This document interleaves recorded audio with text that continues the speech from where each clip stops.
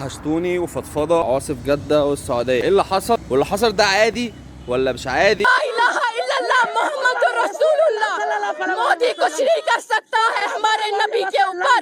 वो नबी है वो नबी है वो नबी है। अल्लाह अकबर।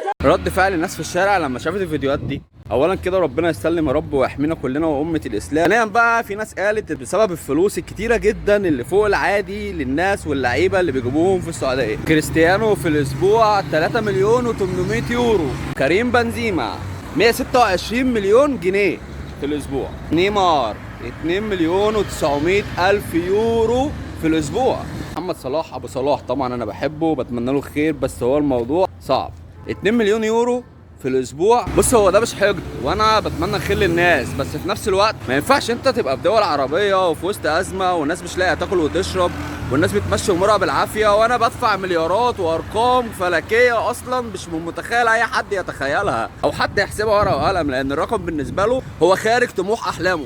تاني قال لك ما هي السعوديه خلاص من ساعه ما بقى فيها اماكن للرقص والحفلات أيام فيها غضب من الله. هذا بيتي وهنا مرقص، هذا هو. أنا كيف أربي بناتي؟ أنا كيف أربي بناتي؟ أيام تستدعي اليقظة والحذر على الدين.